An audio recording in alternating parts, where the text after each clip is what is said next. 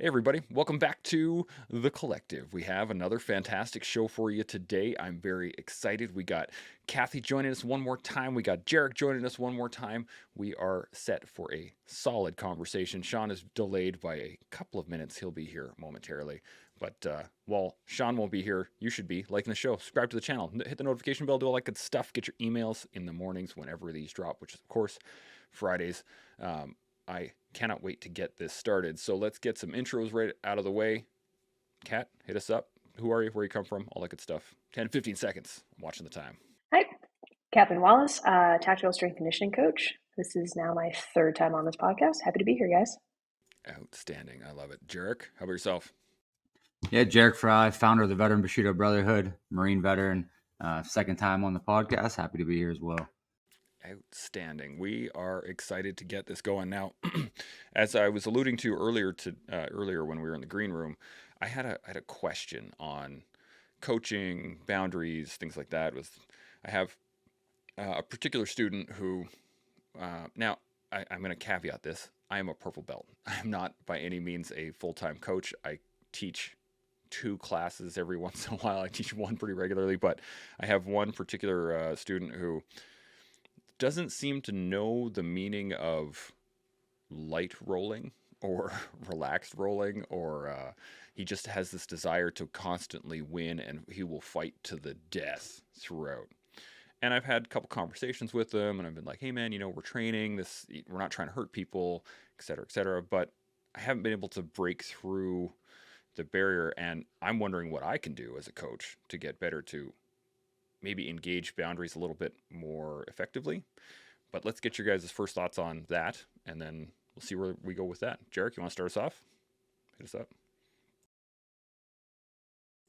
Oh, you're muted. Oh, you got noise. Oh, okay. Kat, you want to start us off then? We'll go from there. Awesome, love it. Yeah, that's a great thing to dive into right off the bat. I think boundaries can mean a lot of things to different people, but from the coaching world, one of the biggest areas to build like purpose, trust, and everything moving forward is always leading with like the WWH. What are we doing? Why are we doing it? And how are we doing it? And that's something I love teaching other coaches as well. So that can be like, once we start to kind of master the communication with who we're working with, that can be like a 30-minute spiel. But when we kind of tailor that ahead of time, it allows you, one, to kind of refresh you as a coach, like what the priorities of your session that day are. But it really allows you to be direct and like short, sweet, and to the point with your client or athlete or whoever it is that you're working with, and exactly what we need to do. And so that's something that you can start to kind of get into maybe when you're first warming up or first starting that session, but it kind of sets the tone. So we can attack that really aggressively. If we're looking for energy, we can kind of, if you're having somebody that is very aggressive off the bat, we can kind of ease them into that. But I think it sets the tone and sets the standards as to exactly what's going on. And as an athlete walking into something like that, typically they really enjoy that because it's like, all right, I trust where this is going. I know what your standards are. I know what I need to focus on for the day. And I know exactly what the layout is continuing forward versus walking into a session like, I don't know what coach has for me today, so I'm just going to like throw myself out there and see what happens. So sometimes that can help shift tone. It can help build communication, trust, and everything that leads into that, so the athlete can lean into you, you can lean into them, and you can kind of go about it with like the same tempo or tone. I like that. Jeric, thoughts on this? Absolutely. Yes. So, kind of 2 approaches I always go is, one, you're going to have this in jiu-jitsu though, specifically in a combat sport, like you're going to have people that want to win. You either kind of get 2 people that start jiu-jitsu. I think you either get a fish, somebody that just kind of flops around and they don't even like have the innate want to stay alive, which is also hard to try to get that person to like resist and stay forward. Or you've got number 2, the guy that just tries too hard, go hard, flexes the whole time. And, sometimes you get people the whole way up through like purple belt that just stay that way. I was just having a conversation about somebody like that recently that like, man, he just hasn't calmed down yet. Like it's been 4 years and he's still going at this level. Now they're more controlled, so they're not injuring people. But a lot of times, you just have this will to win. So I think that addressing, I always use the term like, don't break your toys. So like we can't break our toys because then we're not going to have anybody to train with. Like if we break our training partners and you hurt people, because this is a sport, a game that we could potentially seriously injure somebody and they're gone now, or they're not going to want to train with you. And then the secondarily is, I think this is sometimes where the mat enforcer, the instructor, comes into play. Like that term, is bounced around in jiu-jitsu, but like sometimes you got to learn through punishment, like especially guys, big, bold guys with wrestling backgrounds or military backgrounds. Like sometimes you need a good smashing and then taught that lesson of like, hey, calm down. Like we're here to train. So I like that. I like that a lot. Oh, and look at that. There's Sean right now. Sean, how you doing right now? Dogs. Love Oh it. my goodness. I love my dog, but come on. Yeah. Timing is everything. Sorry about the delay there, but it was all over the place. Yeah. Ugh. No worries. We're just talking about boundaries in coaching, and so I'm gonna give you the same question I gave Kat and Jeric here, but I'm struggling with a student of mine that is unable to calm down, going too hard, too fast, kind of all the time on the mats, and I have yet to find a way to to really connect with him so that he can calm down. So, what are your thoughts on dealing with athletes that are perhaps over aggressive for the moment? That's a great question. I think one way for BJJ and pretty much for any activity, I think, is ask the individual to keep their mouth closed, like keep their lips pursed, keep their lips connected. And if you have to, just take a little bit of medical tape and tape their lips closed and then say, go as hard as you want, buddy. And they won't be able to, because with your mouth closed, now you're drawing obviously oxygen through your nose, and that's only got so much capacity. And if you don't use tape, what you can say to them is, look, the moment that your lips open because you're working too hard, that's the time you're just going to stop and we're going to talk. Let's talk about why you can't keep your lips pursed together. And it remedies itself pretty quickly, I think. I like that. Now, have you guys ever experienced a point in time where someone pushed the boundaries a little too far, where you've had to, as Jeric said, be the mat enforcer, walk in there and like give them a knife hand talking to, or a bit of a beatdown just so that they can get the point across? Or do you think that is like I see the value in it at times, but it seems like an extreme case. So, Kat, you want to give us a blurb? What are you thinking? Absolutely. There's we'll run into, athletes, clients all the time that if they're not leaving the facility like drenched in sweat, crawling out, they're like, I didn't train well today. And, they're like, I got to do circuits. I can't rest. Like heart rate has to stay up, and so that can be difficult to kind of control the chaos. And so I think it's really important as a coach, one, to make sure that your communication and the whole purpose behind what we're doing is there, to make sure that the athlete understands like, hey, this is why we're not going, hard in the paint today. Like there are times and places for that, but we can't continue this if we're looking at what this end goal is. So communicating clear direction as to what that end goal is or what we're here for is huge, and leading with that and always centering back to that, because sometimes the athlete can forget about it, especially if you're on like 6-month training plan, like you hit month 3 and you're like, coach, what are we doing, what, like, where are we going with this? And it's like, well, let's focus back as to why we're here and what we're truly training for. But also like meeting kind of in the middle with some of this as well. Like if that the risk versus reward isn't looking super crazy, like allowing, some free space within that athlete to, one, do what they want, to continue to kind of pour into what they love and that passion, but as a coach, knowing when to reel that in as well. And that really just comes down to building trust and having that clear and concise communication with them from the beginning and continuing that forward, and making sure like that standard is met every day, so they know exactly like what they're walking into, how they're going to go about it, your tempo, their tempo, and where you guys can communicate to lead through success in that. And success in those sessions, whether that's like we're looking at small wins each day or success at the end of the week, at the end of, a training series, like that can look different for each person. So I think as a coach, knowing kind of how to flip that when needed, and kind of have maybe multiple hats that they can take on and off depending on what the client needs that day or who you're working with or how that shift is. But there are absolutely people that want to come in and they're like, if I'm not crawling out of here, like this didn't count. It's like, well, did it? Or like, are we going to feel rough tomorrow? Like, what are the next couple of days looking like? What is life looking like for you? And recentering back to like what that intent is, that usually helps guide and direct that athlete a little bit better than just like, hey, sorry, this is what we're doing today because I said so as a coach. Because nobody really wants to hear that. Yeah, absolutely. Jeric, thoughts on this? I mean, I firmly believe, like me personally, I've learned these lessons from, when I started doing jujitsu, I came off rugby. I was 230 pounds. I'm a Marine, kind of dumb, to be honest. I learned lessons the hard way a lot of times. I have in my life.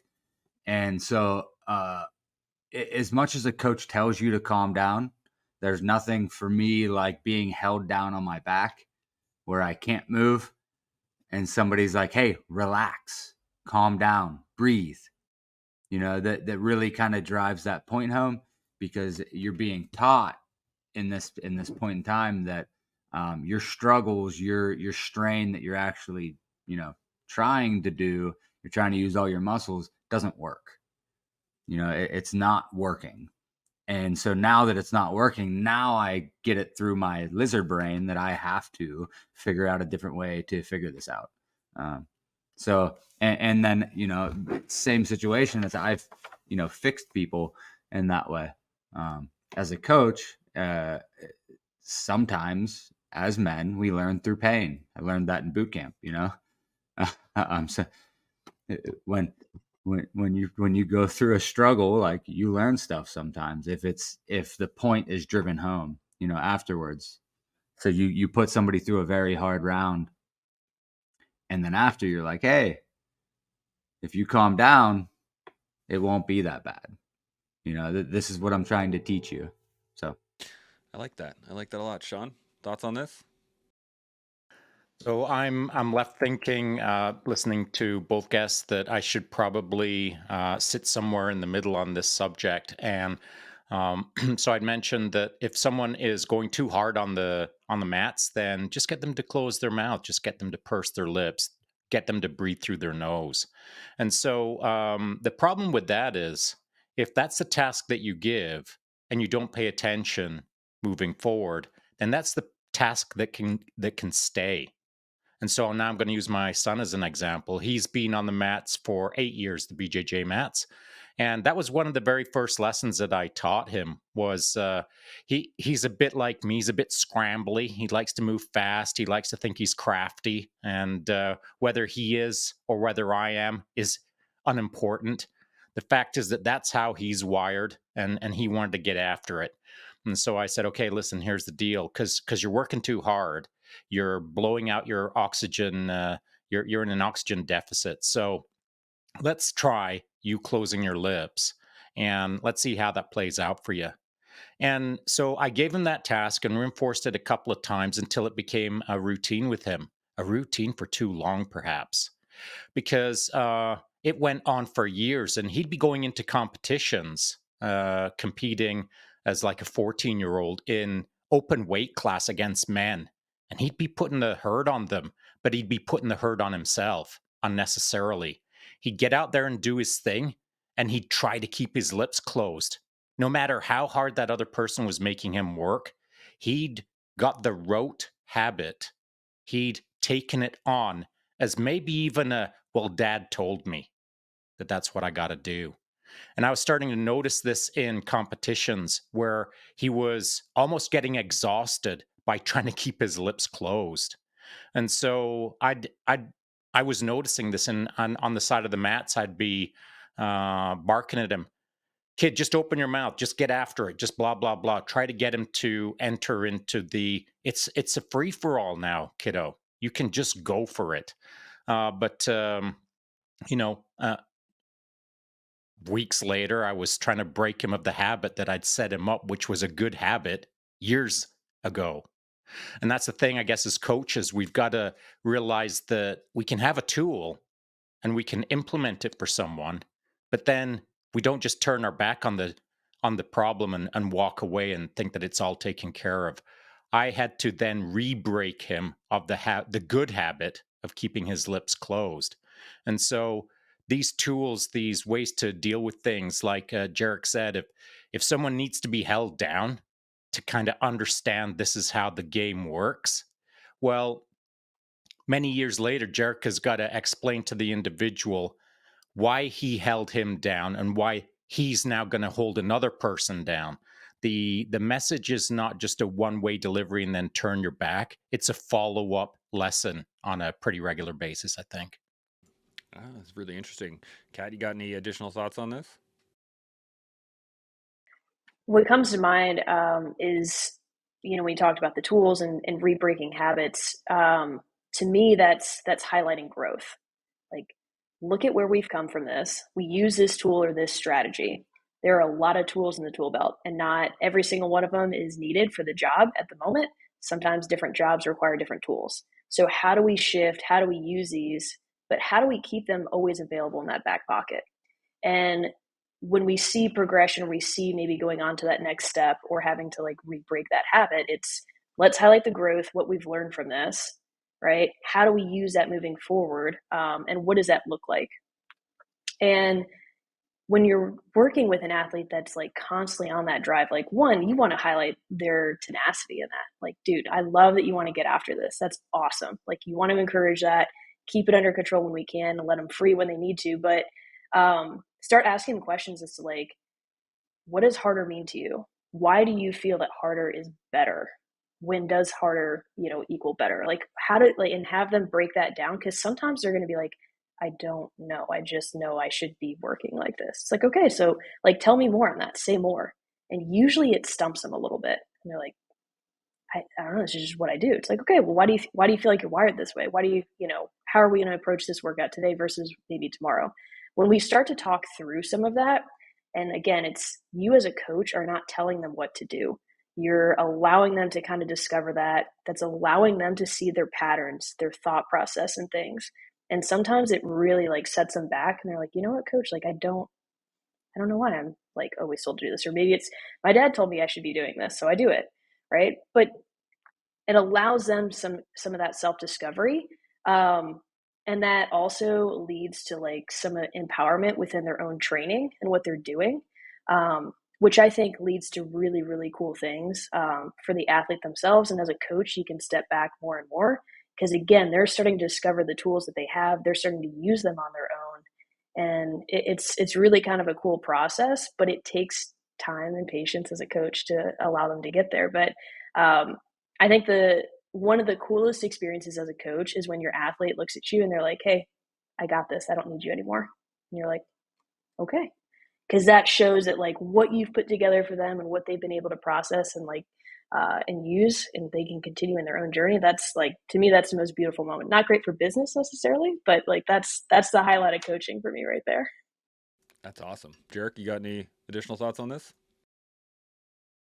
I just want to like kind of retouch that, like the fact that when there is a correction, right? Like when you do that correction, I think it is crucial to coach to it immediately. Because Sean kind of brought up, like, if you're holding that person down, you tell them later. I tell them now, in the moment, like when the thought's on it. And if they have to, in that situation, say one of my purple belts that I brought up, I see that guy rolling too hard, and I tap him on his shoulder, and I'm like, "Hey, go show that guy how to calm down." And because of the lesson that he learned years prior and the conversation we had, I know that he's going to do the correct thing. So, like, really, anytime, and I do it with my kids, I do it with my Marines when I was in the Marine Corps. Like, I will correct you sometimes almost aggressively in an immediate situation to prove the point. But then after the debrief You know, the debrief is crucial after any mission, to go over the details and the explanation of why this happened in this manner. That's it. Absolutely. I like it. Sean, you got any further points on this? Just that I agree with that instant correction and then the debrief on the correction after the fact. The other thing I'd like to add is something that I didn't notice at the time, and I'm going to refer to my son again just because it's a good example. So he was breathing with his lips closed. He was rolling really well. He was feeling pretty good about his jujitsu. And then some of the men in the club, and this was when he was like 12 years old, 13 years old, some of the men in the club noticed that his habit, maybe a bit like mine, is that when he's getting after it, he keeps a uh, pretty good poker face, I'll call it. And so he picked up the nickname the Iceman at like 14. He was the Iceman. Everyone called him the Iceman because he was just putting the hurt on so many grown men and keeping a stoic face or a poker face or a non-emotional face. Sometimes he'd give it a little smirk if he was putting it on a 250 pounder. But, you know, he was a kid who just really embraced his surroundings, his culture, his influences. And so then he started living like he thought he was the Iceman. And so he'd roll like he was an Iceman. And he'd become even more not dispassionate, but become less emotional. And he was already pretty low on the emotions game on the mats. And so at a certain point, I had to not pull him aside, but sit down with him just casually, you know, as dads and sons do, and didn't make a big deal out of it. Didn't say, okay, we've got to talk about something right now. Just kind of, I let it come up in the conversation casually and said, listen, don't get attached to titles. Don't get attached to what people will define you as. Don't think you are just one thing. You're many things. And so this title, The Iceman, don't sweat the details. You don't have to live up to the title. Just live your life and titles will show up. And so his game changed a little bit after that. He wasn't attached or stuck to the definition of what others thought of him that he was trying to live up to.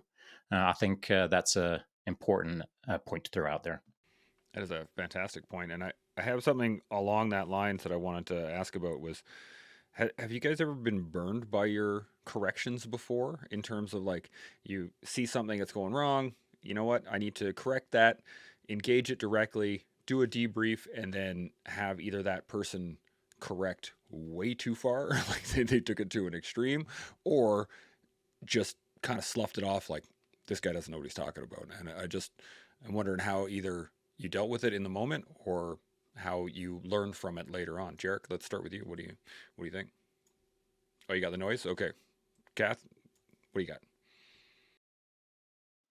Yeah, this what jumps to my mind is a question I've had a lot within this space, and rightfully so. Is as a female in the tactical world, like, hey, you haven't been in my shoes, so who are you to tell me what I should and shouldn't do?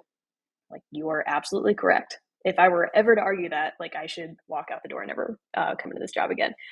But it's, you've never been here. You don't know my background. You don't know where I'm going. You don't know what I've experienced.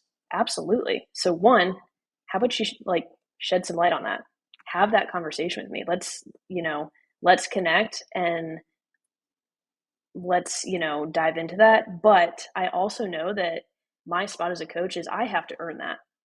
And that should never be forgotten is I have to earn your trust. I have to earn like your stories and understand you as a person before I should ever be, and I don't even like to say telling you what to do, but guiding you as a coach. And so if someone does take that approach, it's usually like, okay, like let's sit down and chat through this, or what can I do to get you to where these goals are? And sometimes those conversations are hard because it's like, I'm here for a reason. So understand my job and what I bring to the table. And I understand everything that you bring to the table as well. And there's a whole lot that I don't understand, but you don't understand what I've been through either. So where do we meet in the middle? How do we have these conversations?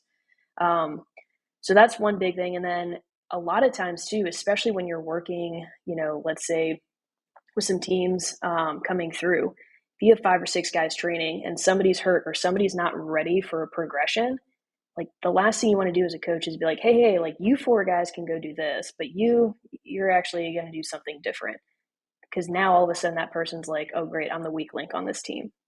And there's a lot of pressure when you're working in those specific environments within those, that special population. So I think the delivery in that process is huge. And again, it's really valuing their time, space, and where they're coming from and maybe where their headspace is before we start to attack or go about it any other way.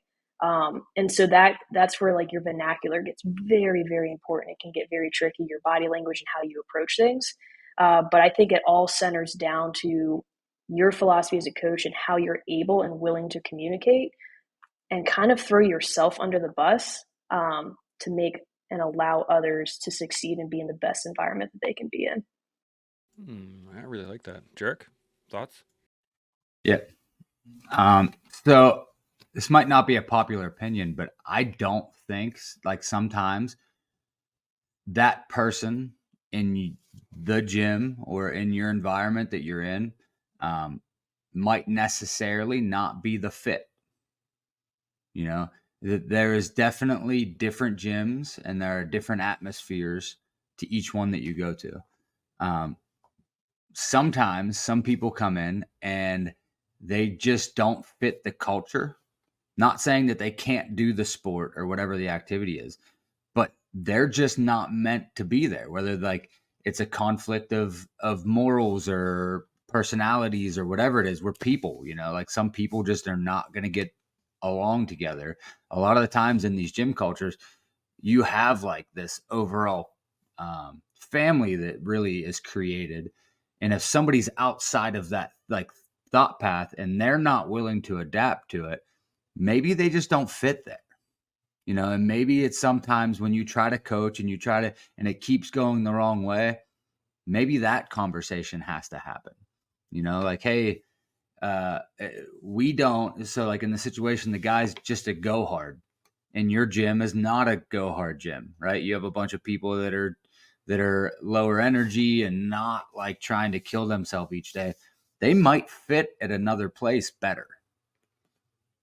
So even like the opportunity to be like, hey man, you might want to go try this place. I feel like you might fit there better. So it's, and if you're running a business, that's hard to do, but being mature enough to understand these situations and be able to still help that person, because we don't want to just throw them out, right? Like if they're looking to better themselves, give them a different resource, but be direct. I think everybody appreciates directness, and maybe that changes their mind. Maybe that is the thing where they're like, wow, I really do need to change. Like, holy cow. But I like that. Sean, thoughts? I think coaching is something that is an eternal learning process. And so, you start off as a young coach, new to the game, and you're just trying to figure out who you are in this new environment that you're in. And then after a while, you learn a few things. You make a lot of mistakes. You learn a few things, and then you start feeling more comfortable about being a coach. And then you become a pretty good coach. And then you get someone who steps up in front of you and they challenge you as a coach for whatever reason. You don't like the way they look, you don't like the way they talk, you don't like the way they smell, you don't like the attitude. There's something about them that you don't like. And you may not even know what it is. It could be pheromones, who knows? But the fact remains, for me anyway, I've faced it. I've coached enough people around the world that sometimes someone just isn't for me. And I'm not here to solve all of the world's problems. I'm here to solve the problems of the world that I can help with more easily than pouring all of myself into one person for the rest of my life who's a problem child, who's a struggle for me as a coach. Now, here's the important part. There's people who you can coach and there's people who you can't coach. And depending on where you are in your phase of coaching life, You don't want to be touching people that you can't coach early in your career. You want to play with them at the back end of your career, the challenging athletes, the challenging person, the challenging BJJ person, the challenging person in the grocery store lineup.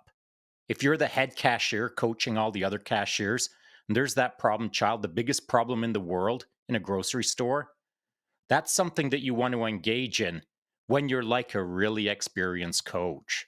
Because those, to me anyway, those are the things that I love. I love the challenge. So the challenge as a young coach, there was lots of challenges. Everything was a challenge. But as an experienced coach, there's not that many hardcore challenges. So when they pop up, I tend to sink my teeth into them, and sometimes to my detriment, because I'll stubbornly try to work it into the system that it's not going to work, or I'll try to fix the unfixable, or I'll spend too much time with that problem because it fascinates me as a coach. I treat it as the unsolvable problem. And I should be asking myself in those moments, why? Why am I doing that? I'm selfishly fascinated with the puzzle in front of me. But that's not what coaching is. Coaching is doing as much good as you can, as efficiently and effectively as you can for the world around you, rather than focusing on a singular problem child for the rest of your life. But as an experienced coach, I love a challenge. I love unwrapping the Christmas present at the end of the day that's called the impossible problem to solve. And so, as a coach out there, depending on where you are in your cycle of life, how long you've been in the game, just pay attention to why sometimes you want to fix, and that's air quotes, fix the problem child that is stepping either into your dojo, into your grocery lineup, or whatever the case is that is causing such turmoil that you feel obligated to fix it at any cost, but at the detriment at everything that's around you. That's a fantastic point. Kat, I saw you writing notes down. What do you got? It was. So two words kind of jumped into mind here is being hungry. And so attacking like those issues and the tenacity as a coach, like that hunger to grow and develop within yourself, but also allowing others to do that. I think if you kind of lose sight as to why you're doing what you're doing, it can get dangerous because coaching is all about others. It's not about the self. I mean, you want to develop your ways and, and really like, hone in on your craft, but understanding like, am I doing this because this is making me look better? Or am I doing this because I truly want to pour into this individual? But coaching is also probably one of the most humbling positions you can have because there are going to be people that are like, I don't like you. I don't like your style at all. And it's hard when you hear that the first couple times to not take that personally. It's like, well, how do I change? How do you want me to do this? It's like we all have that one person we're like, I just don't vibe with you. Like whether it's again like your face or like your mannerisms, it just doesn't work for me.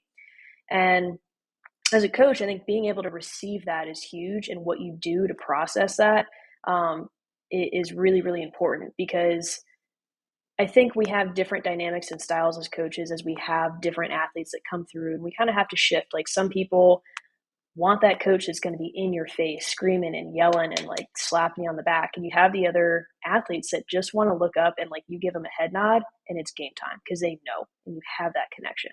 So being able to shift within that, but also shifting your environment, your culture, and all of that without truly losing like your standards or your philosophy as a coach really takes time to, I think, hone in on and develop.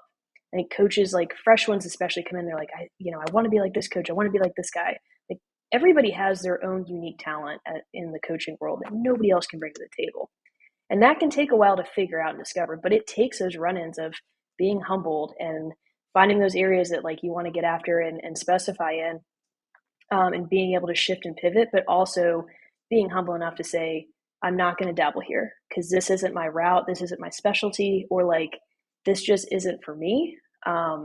And being okay with that because you know your standards, you know your philosophies, you know the approach that you take or the culture that you're trying to create, and sticking to that. And that can be really, really difficult sometimes. But again, I think the beautiful thing about coaching is like you're constantly going to be challenged in that. You can become an expert and you're still going to have athletes that throw you off or get in your head and you're just like, what is going on? It forces that eternal growth and evolution, within this world. Absolutely. Jeric, thoughts? Yeah, I mean, I think that going to both the kind of off of like when they were both talking, I was thinking is checking your own ego.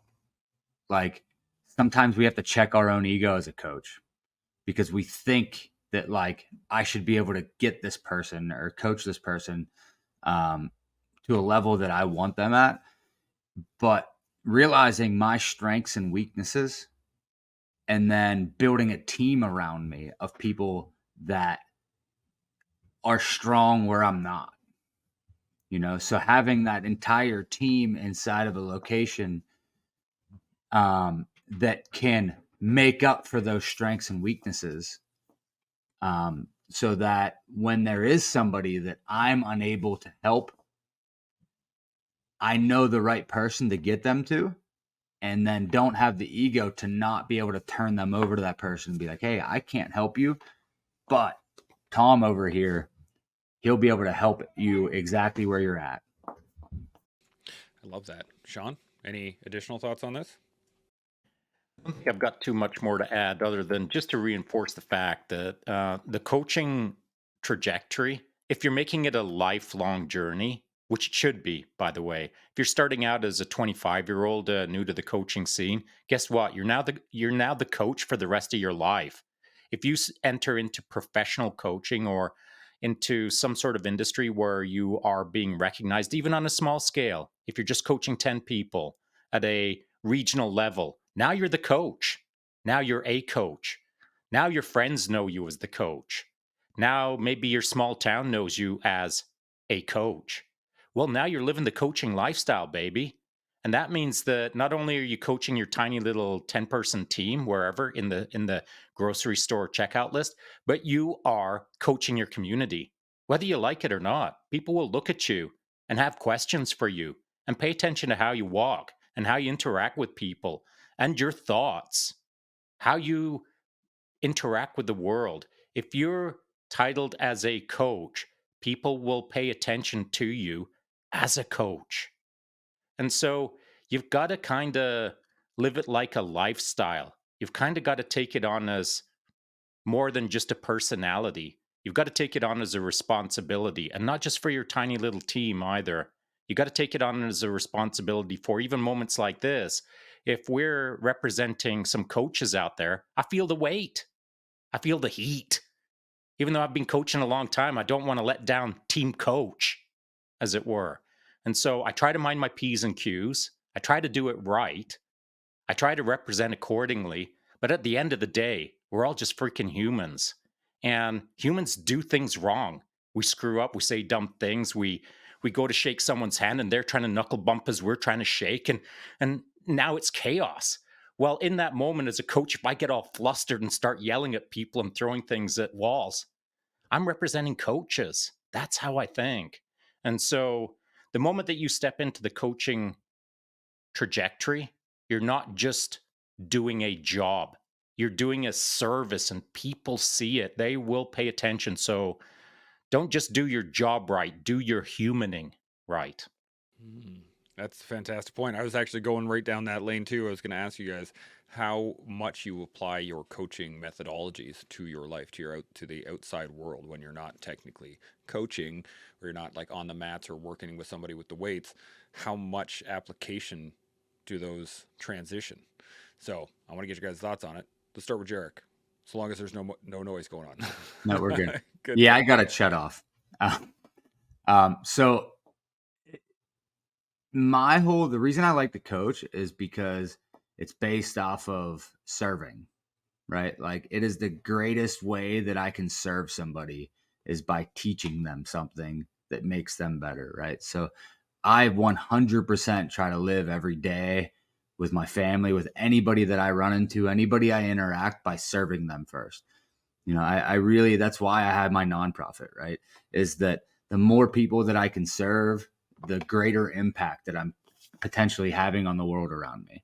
So if it's just one-off interactions in my barbershop when I'm cutting their hair, or in a grocery store, or if I see somebody having a bad day, those simple words that you can have in serving them and having that mindset and that heart, and then taking that to the mats or to the weight room or to wherever you're at.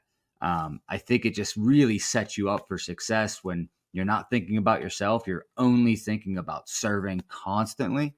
It is definitely 100% a lifestyle. I love that. Kat, what are you thinking?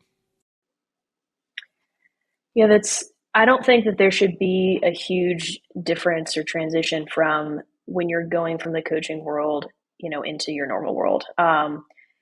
When you take time to understand what your values are, what your principles, what your standards are in life, I think that those should absolutely bleed on the floor. Your athletes pick up on that so quickly. They know if you're being authentic. They know what you bring to the table is truly you or not.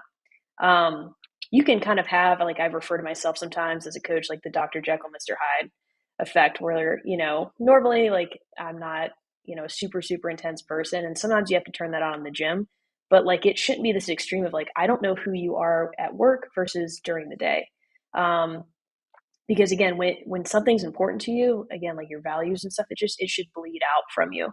Um, and I like to use the term like humans versus hardware, right? We are dealing with human beings and we should be treating them as such, leading with an empathetic approach, meaning I'm trying to understand where you are. I'm going to try to meet you where you're at and where we can go together and continue to develop, versus like, here are the X's and O's of what the standard and procedures are for the day. I don't care how we get there, but we're going to hit it. It's like, that's just not realistic. That's how we break people.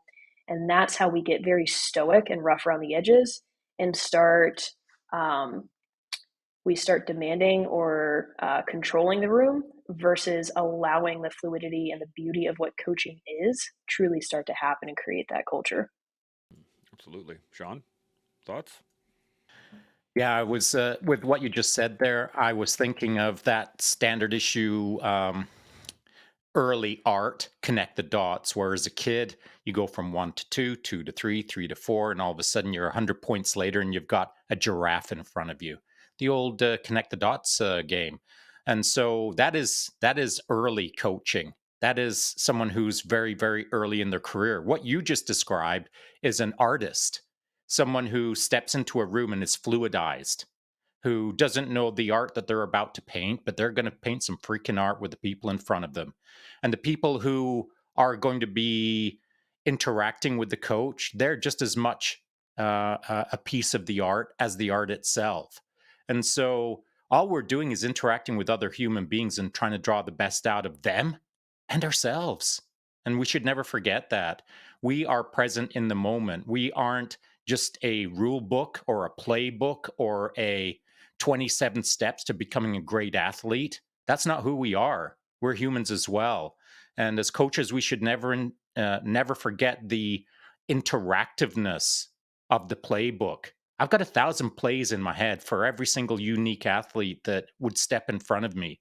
And out of all those 1,000 plays that I could play, it's my job to enjoy the process just as much as the other person does. It's my job to create just as much as they're being created. It's my job to create art with them as the paint, perhaps, but as the paint, it's not a diminished position. The the paint is more important than the coach, but it's my job to find different ways to create art with that paint substance.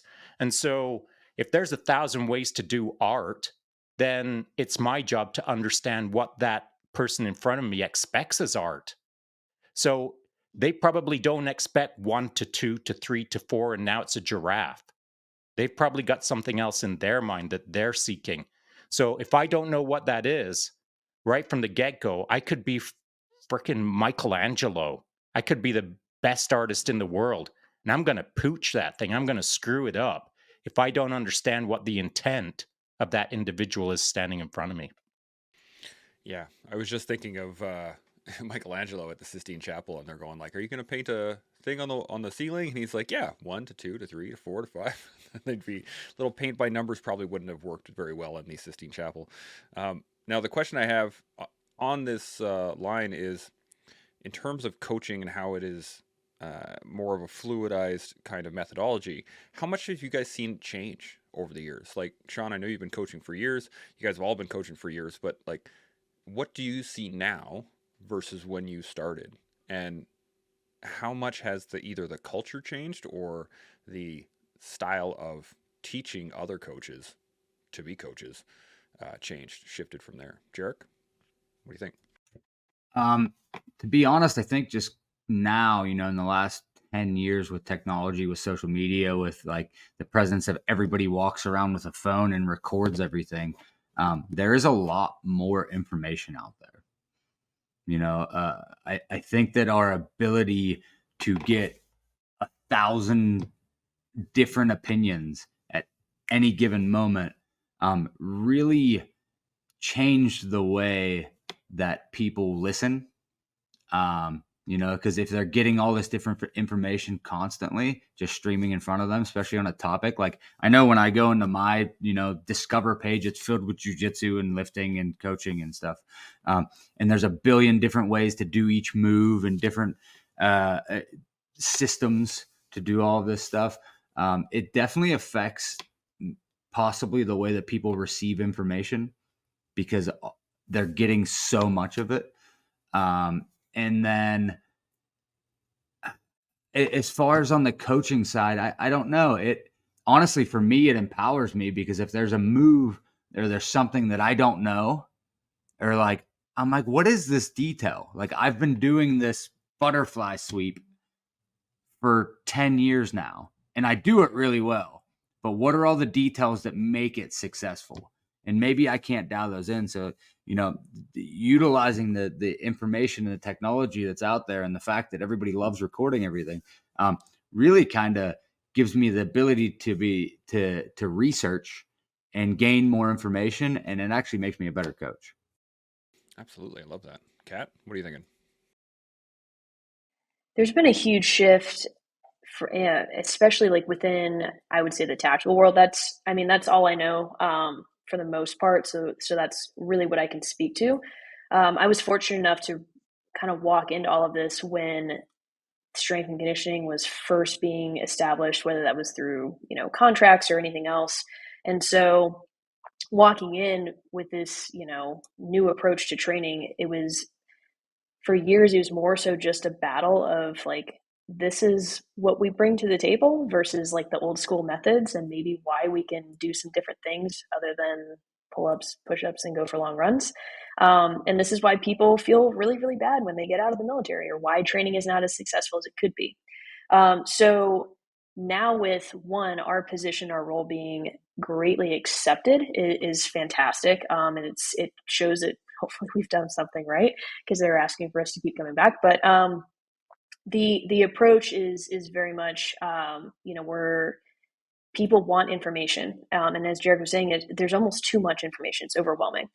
And what I have found is, as a coach, we've entered into this now like holistic approach, which is the new buzzword, and most people just roll their eyes when they're like, all right, got it, we're taking a holistic approach. But how do we actually work with that? What do we do with it? Are we just nicer to people? Do we say that we care, or we talk about our feelings more? Like, absolutely not. I mean, those are important things to discuss, if needed, but treating people differently, and approaching different systems and different ways and approaches to create that relationship, to create different styles or approaches to training, what that looks like, how it's applied, is huge. But I think now with there being more strength coaches, more physical therapists, and all this stuff within the tactical world, we really have to do a good job in understanding our audience, and approaching it from a very selfless point. And Jeric also talked about service. Like, that's huge in the coaching world. That's why we're here. So nobody cares how much you know until they know how much you care. So if we sit here and dump all this information as to like, oh, well, my certification in this, and I got a master's in this, so I can tell you A, B, and C, like, they're not going to care about that. That might have worked in the beginning when we tried to get buy-in, but like we're here now, right? Most bases and all branches have somehow poured into the coaching world and recognizing that a coach is necessary, whether that's for injury prevention, for cognitive performance, whatever that is. But understanding your role and how we need to find ways to communicate, to relate, and have more of this like empathetic, not sympathetic approach to where they're coming from and how we get them to grow and be better, whatever that looks like, is huge.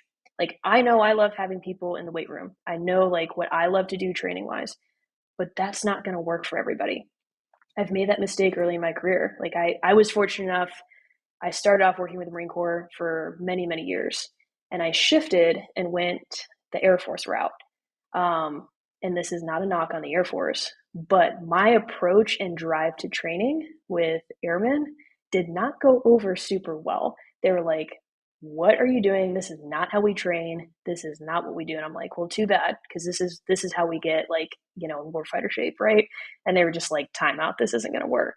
And so that set myself back to building any relationships or progression within them because I was taking the approach that I felt was best. And so understanding that balance and how we have to skew things is so huge. And so I think to go back to that initial question, we led with the education, the purpose, and why we're here. And that is now shifted into I need to understand like your why and how I can deliver on that because that's what matters. Absolutely. Now, Jeric, I know you got to take off. You got a hard time right away. Do you want to give us some final thoughts on anything we've gone over so far, and then we can let you run off to do the rest of your day? No, I mean, overall, just kind of the whole mindset of coaching and like we started off on like how do you deal with certain people? It's all about caring, right? Like that's what it all comes down to. Like if you're going to be a coach and you don't care about your people, you're not going to be a good coach. Period. Right? So understanding, like we always said in the Marine Corps, like know your Marines.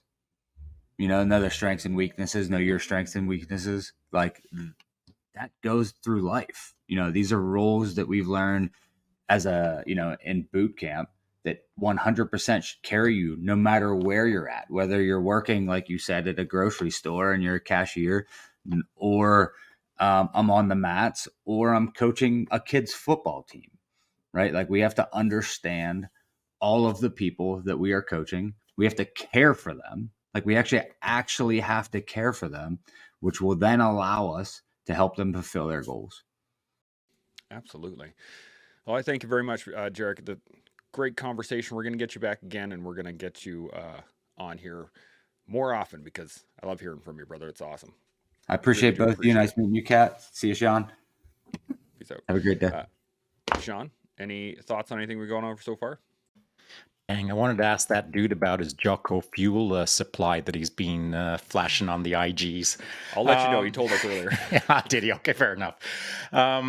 So here's what I'm thinking as I consider coaching. The coaching world that I've been involved in goes back to, and I won't include my military career as a coach. Maybe I'll just start when I was computer system engineering. That's probably a fair assessment of coaching outside of the military. And so from that point forward, what I've come to learn, and I'm just looking at timeline now, not Sean's lessons, but the history lesson of the timeline. This is what I've seen is back in the day, back in the late 90s, if I wanted to send, we'll call it homework to someone or a task to someone, the internet didn't exist like it does right now. So I'd have to type up a big old email and it'd be like, for the next 30 days, this is what you're going to do for your schedule. More of a cookie cutter block. But as the years have gone by, we've now got tools that are real time, where the athlete coach can interact within seconds of each other, or certainly within minutes, and there can be more of a personalized interaction with the athlete. So that's great as coaches. That's great that we have almost instant access to our athletes or whoever we're engaged with. There's instant back and forths. That's great. But from the client perspective or from the athlete perspective, what they've done over the last several years is they've got used to instant access to information. They've got used to instant feedback. They've got used to instant answers. They've got used to coming up with their solutions in a vacuum that they believe, well, I've just listened to 10 people on YouTube and they're all saying the same thing, so obviously this is the way it's done. Now, whether it's done that way or not is unimportant. What we do have now is a rapid assimilation of information with a rapid determination of that's the way it is. And then if they come to me as a coach with all of those presupposed ideas that are either artificial or not based in reality, in context of what we're just about to do together as a coach and an athlete, well, now I've got to break all of those habits, or I've got to unravel all of those falsehoods, or I've got to establish that, hey, listen, I get that you've been watching YouTube for the last 4 days, but now we have to talk about how your sport actually works. And so 20 years ago, people came with less ideas. 20 years ago, people came more open minded, believe it or not. Nowadays, with the almost overabundance of information, with a lot of falsehoods out there. And I'm not talking about disinformation programs. I'm just talking about simply good people who have some ideas and have a microphone and will tell the world that they've just invented a new coaching strategy as a 17-year-old, having never coached, but they've got ideas. And if that gets passed around the community pretty quickly, then you can see where it goes. So I find that today it's more difficult for a coach than it was 20 years ago, based on the disinformation that is out there and the requirement of the client to expect quick results, because they're looking at Instagram or they're looking at social media and they're seeing their friends like bump, bump, bump, bump, bump, bump, level up. Now, whether that person is leveling up or not is neither here nor there. It's they appear to be leveling up. They appear to be bigger. They appear to be faster. There's little sprinkles in the background of the Instagram filter that makes them appear to be whatever they want to be. But the reality is that advances or improvements or moving forward in life takes time. And today's modern society has kind of stripped out that proper understanding of timeline, effort to results. And so that's where I feel coaching has kind of changed quite significantly. Yeah, absolutely. Kat, you got any thoughts on any of that? Yeah, it all traces back, I think, to understanding and discovering the why with that individual. So, when you have somebody that does come to you and they're like, hey, I want to get jacked, or I want to lose 20 pounds, or I want to be this body fat percentage, to me, it's like, well, what does that mean to you? Why is that important? Or you say you want to get stronger. What does that mean to you? Because for each individual, stronger is going to, be a different definition, or it's going to look a certain way, or it's going to feel, or that approach is going to be different. So because they're seeing so much on social media and it's not a personal, reaction or personal touch to things, like making sure as a coach that you're delivering on that. So you're not just like background noise to Instagram or to whatever it is that people are seeing, because those conversations will, one, center that person and start to kind of develop something within them. Again, that empowerment or that value system that they're looking for, that they're not going to find on social media. And so I think that the responsibility as a coach to be able to deliver in that and find and discover that understanding, one, so you guys can communicate well and kind of build something together that's going to help push them forward, but also really just to hone in on that individual. Because so many times, like, we're not asked those questions. You go to a job, you do what you're supposed to do, you do what you're told, especially working with the military, right? They're like, just tell me what to do and how I get there. And so when you ask them, like, well, what does it mean to you? Or why are you here?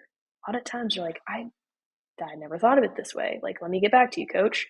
And so that, to me, that's what's always going to separate and make like the biggest difference and keep people coming back to you, because you can download an app, you can go online, you can get programming in the world, like all over the world. Um, but it didn't have that personal effect. We all know that coach that has like had that effect on us. And usually it's not because like, oh, that program really worked. It's like, this is how this coach made me feel. This is what we were able to create. And this is where things went. And it was even better then because of this. And so like it's a huge responsibility as a coach to remember that, to understand it, and to really create that personal experience for somebody. Because I mean, I would argue like 9 times out of 10, when people leave a training session, they're getting they're getting so much more out of it. Like training is like the 10%. Everything else that you bring to the table and what you guys are able to develop, communicate through, and push forward. That's where the money is made, and that's what keeps people coming back. Yeah, absolutely. The I heard this a little while ago, and I don't remember where it came from, but it was nobody's going to remember the workout a week from now, but they're going to remember how the coach made you feel in that on that workout itself. So I think that's fantastic, and it brought to light this concept of theory versus reality, right? And I think social media especially can really exacerbate this problem of the fact that, as Sean said, you have a whole lot of theory out in the world, which has never been pressure tested in reality. A perfect example of this was I was building a deck for my aunt, and it wasn't an extravagant deck. We're not doing a lot of level changes. It wasn't crazy. It was just a simple, basic deck. And I had some people come over and help me. My stepdad was one of them. He's never built a deck before. He came out and he just immediately started, well, that doesn't make any sense. Why are we doing it that way? Well, this doesn't. Hold on a second. Then he'd go off and watch YouTube, and he'd come back and be like, well, I saw on a YouTube video, this is how it worked. And I'd just be sitting there like, and how many decks have you built? He's like, this is my first one. I'm like, okay, well, this is my fifth one. This is what we're doing. Um, but there's a lot of that out there. And I think that I think it's a struggle between understanding that line between theory and reality. So I guess what I'm wondering from you guys is, how do we engage those people that really dive into the theory portion of it without understanding the reality side of it?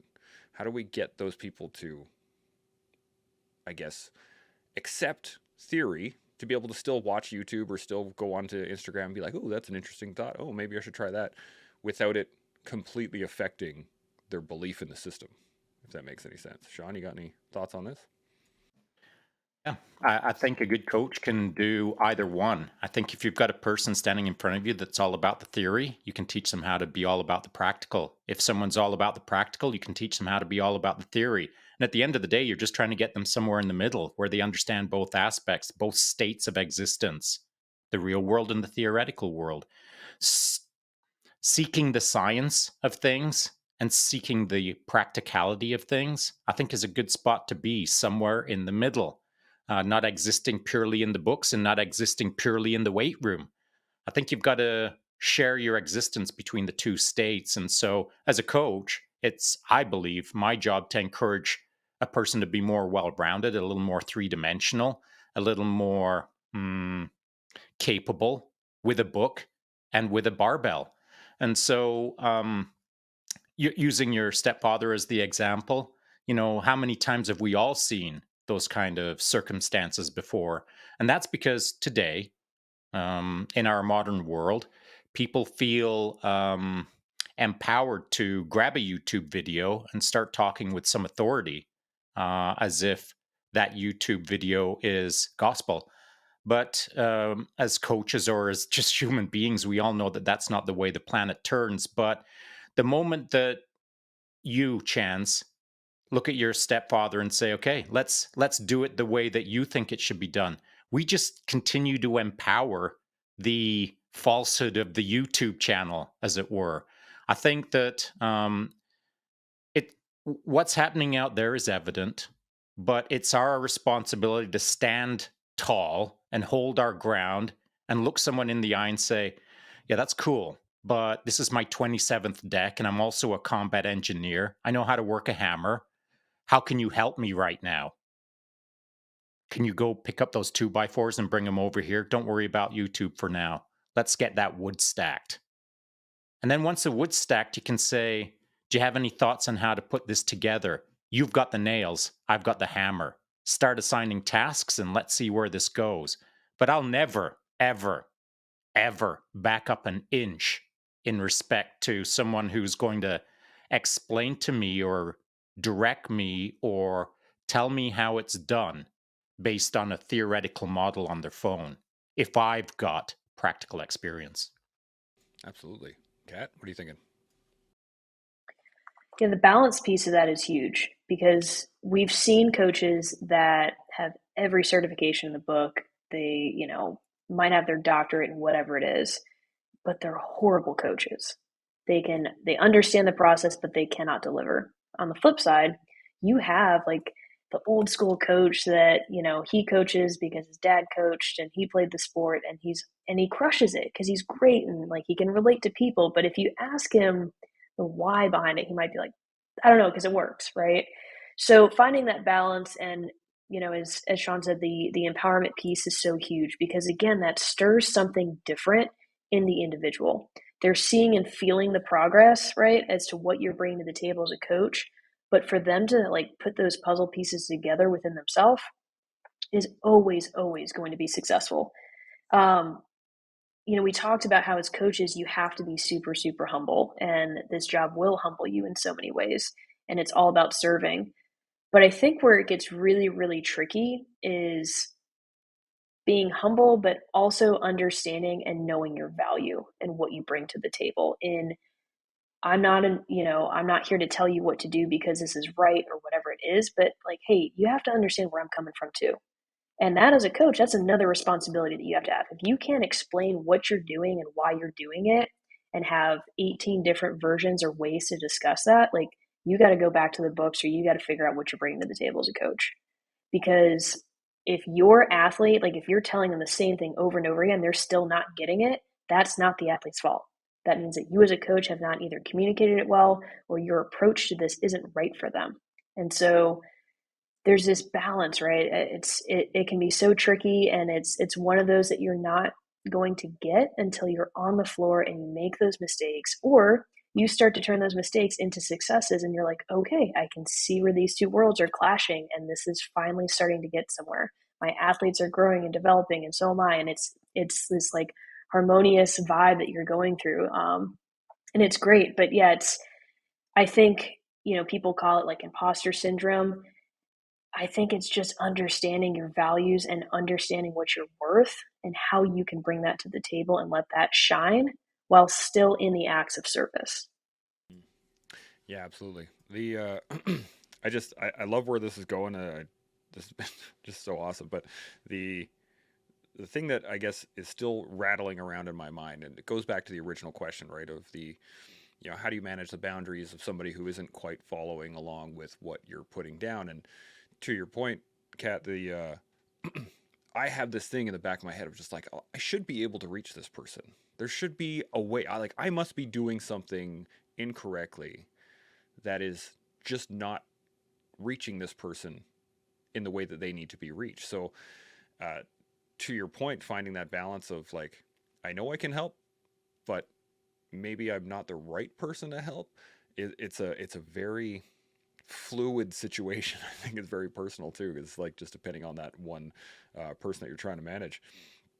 Has there been anything particular that you guys struggled with when you guys either started coaching or learning about to be a coach, where you just it was maybe against your programming a little bit, or just it didn't quite click until you heard it from a certain person, or you heard it in a certain way, or you saw it work in a certain way? Has there been anything specific that pops up?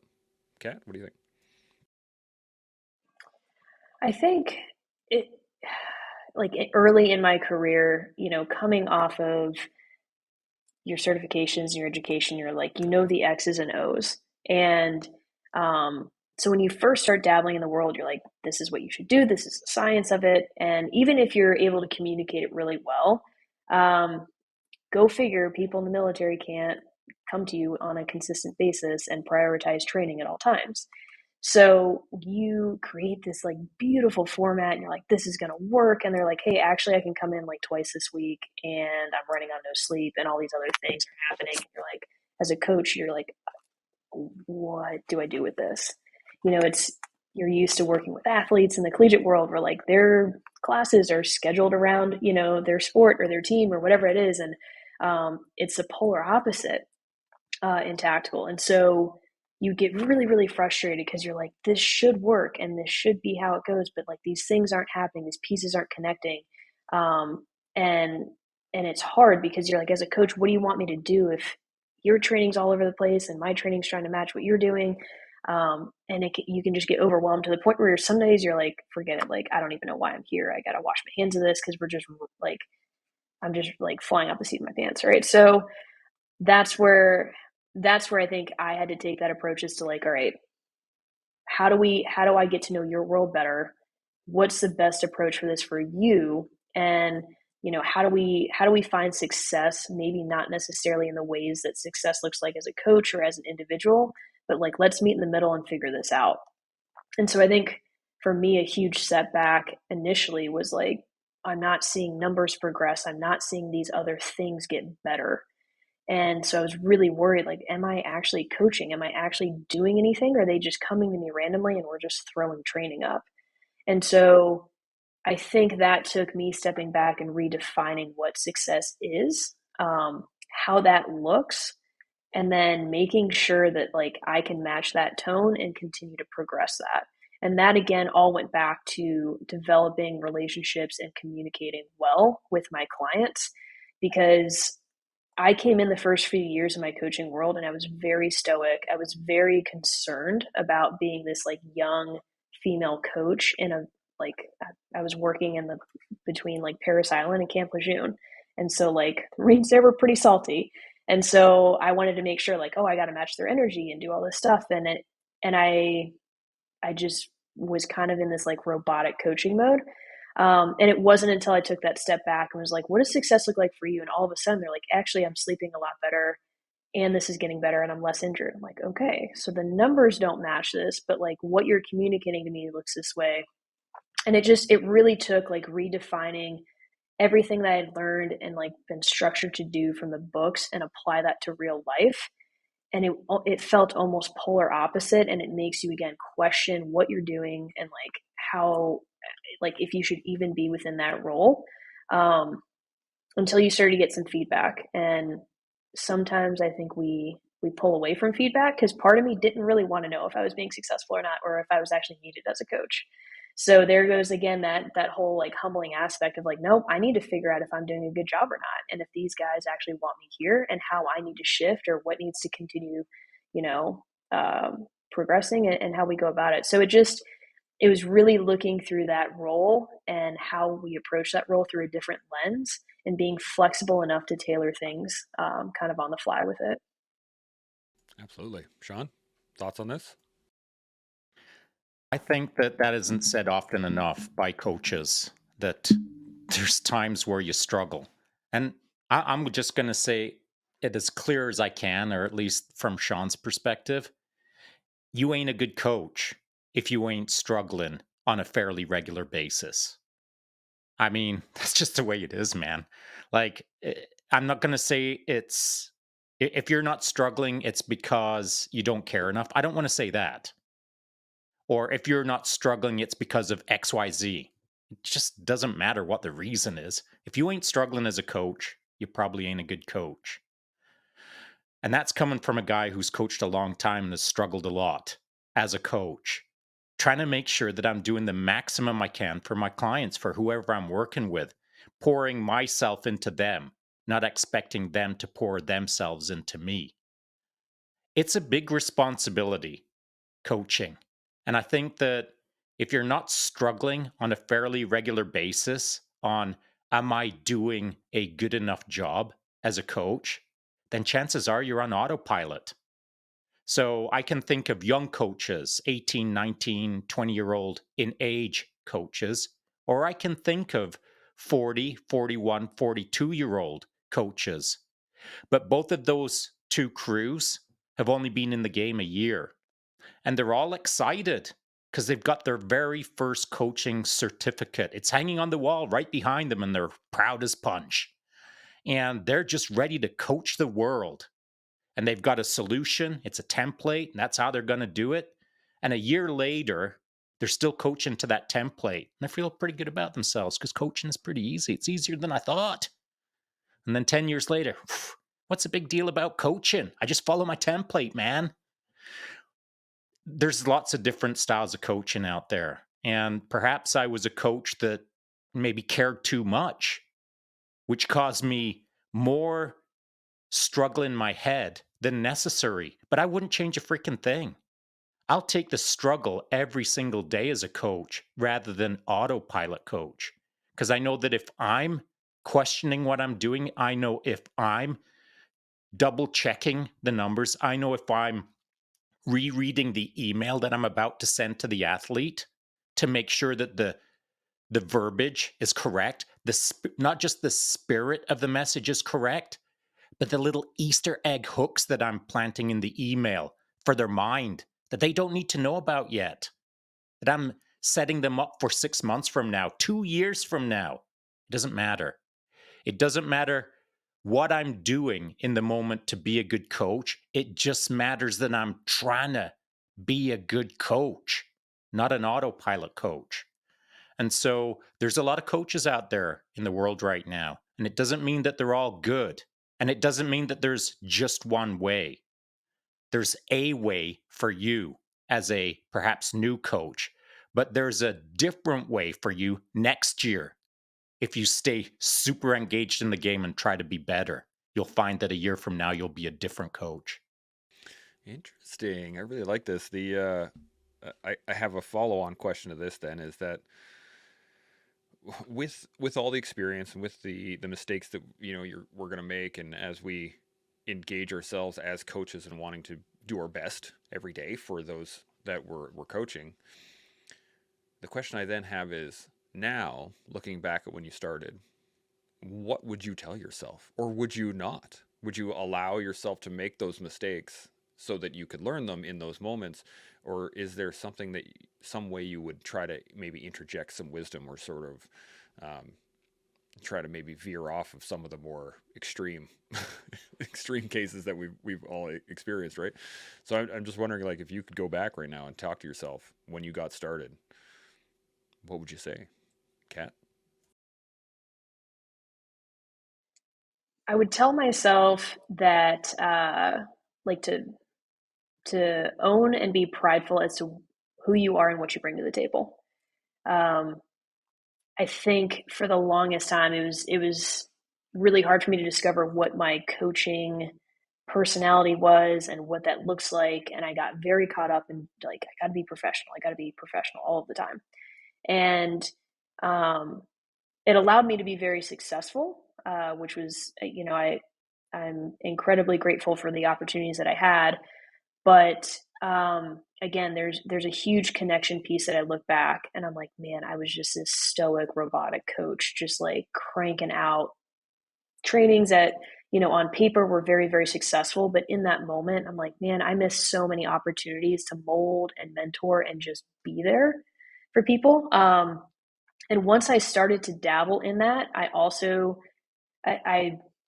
was like exploring that route because I knew in my heart that's what I wanted to do, but I was too nervous to dive into it. And because I never wanted to come across as possibly being on the coaching floor for the wrong reasons within the tactical field. And that is something that weighed very heavily on me, was like, I never want to give this impression. So I did the polar opposite, shut down, and just like robot mode. And so I think I would tell myself, like, be true to yourself and lead with your heart. Because the second that I said, you know what, I'm going to take like that coaching title a little bit away and get more into like mentor leadership, which I think those titles go hand in hand, but we get so caught up sometimes in what a title is. I think once I took that shift or that perspective in things, I immediately just had great feedback of coaches being like, hey, like, you really helped me here. And like, I don't know if you know this, but like having that conversation led to this conversation in here, which, allowed me to feel better about whatever it is. It's like, holy cow, I had no idea I had that kind of impact or influence. Um, and it's again, I'm just so grateful for that, and I'm grateful that I was able to discover that fairly early on, because I think that's just really what set the tone and standard moving forward. And it's something that I like to heavily preach now, to coaches coming up or growing, and it's huge. That's again, that's what people remember in their, and people that have been important in their lives and their coaches. It's not the programming; that stuff doesn't matter. It's what you bring to the table. So being comfortable in your own skin, knowing what you're passionate about, and living through that passion, letting it bleed out of you, because you are never ever going to regret living through what you are like, what sets your heart on fire. Bam. That's a mic drop. All right. We'll shut the podcast down. That's a way to finish it. I love it. Sean, you got any thoughts on this? Break out the heart fire extinguisher. And so I think that, what would I change? Well, I probably nothing. And that sounds dumb because I made a boatload of mistakes. Would I go back and remove all of those mistakes? No, because that's what taught me how to coach. And so I suppose if I'm cherry picking out one thing that I wishfully wish I could have done is understand, to Kat's point, understand the impact that I was having on people at the time, but not in a coachy McCoach way, not in the science of coaching, not in the numbers, not in the PubMed document that I sent them. It, the impact of coaching for me at a couple of decades ago was at a deeper level. I was impacting people at a level that I didn't understand. And it wasn't until they relayed it to me after the fact that, I either touched their heart or I XYZ'd at a deep human connection level. So, not at about the PR level or getting a PB level, a personal best level, more at their personal level, not a personal best, but at their personal level, deep, deep down into their soul almost. And so I didn't understand that in my early coaching. It was only after many, many, many conversations of this being relayed to me that you're not so much a coach, Sean, though you are a pretty good coach. It's that you can connect with me at a level that some can't. And so once you understand that that's not a superpower, but it is a ability as a good coach that you have to start not believing in it, but you have to start engaging in it until it becomes a reality for you. And it took me a long time to understand that there's a way to connect as a coach to create visible results. There's a way to connect as a coach to create unrecognizable results until years later. And that's the soulful work as a coach. And maybe that's bordering on life coaching. I'm not sure. But I don't make any delineation between the two. If I'm coaching someone, I'm not just coaching the barbell. I'm not just coaching the bike. I'm not just coaching the recovery protocol. I'm not coaching the nutrition. I'm not coaching the sleep. I'm coaching the human. And I think as part of the human condition, it's not all performance. There's a part of it where you've got to communicate with someone's soul. As dumb as that sounds, that's kind of how I've thought of it. And I don't want to drag that out too much because it might get a bit weird. But I think as a coach, you've got to be a connective human rather than just a personal best performance machine creator. I'm gonna play with what you just said there for a second, because I think what you're actually seeking is a personal best. It's to achieve that person's personal best, as in like a full aspect, rather than what we usually think of as personal best. Oh, I lifted this much, or I ran this fast, or whatever. But to be that person's best self on a daily basis, I think is a personal best. And I think that's something that we, at least as coaches, we should seek towards, in my mind. Um, Now I have the opposite side of the same question: is later in life, in your obituary, or you're laying in your deathbed and people are coming around like, oh man, what is it that you want to leave? What feelings or what type of engagement do you seek through coaching? What is the legacy that you want to leave behind with your coaching, with your personal style of coaching? What are you seeking in those through the years that you're going to be doing this for, the rest of your life, or through the lifestyle that you're living? What is your end game, your end goal, Kat? Great question. Um, I think if somebody feels that, like, hey, Catherine saw something in me that I would never see in myself, and it forced me to be probably really uncomfortable, but it created growth, or it created something in me to progress forward. Whether that's in the training world or just as a human being. Um, if there is that, any of that sort of impact on them, I feel that I've been successful in my job, and that's truly the reason that I'm here. Is I saw something in them that they would never be able to see, and I continue to tap into that. Made them a little uncomfortable, probably really uncomfortable, and created or was a catalyst for growth in some way in their life. I like that. Sean, what are you thinking? So when you propose a question, as is my way, I can't control my brain or my mind. I snapped into a picture. I saw the moment, not the actual moment, but I saw myself laying in the hospital room. I'm on death's door from whatever it is. But as I saw myself, I was having a few laps, so I can't have been too much in the hurt locker. So, but I'm not surrounded by a ton of people. I'm just surrounded by the right people, and the right people didn't even have faces. They didn't have names. They were just people that have been part of my life over the years, as it were. And so some of them were being kind of jackasses. They're being a bit too rambunctious in the hospital room. Actually, this is what I saw. One dude was smoking a cigar, and a couple of them were having shots and cheersing me. I mean, come on, boys, it's a hospital room. You can't do that. So that's what I saw in my mind's eye.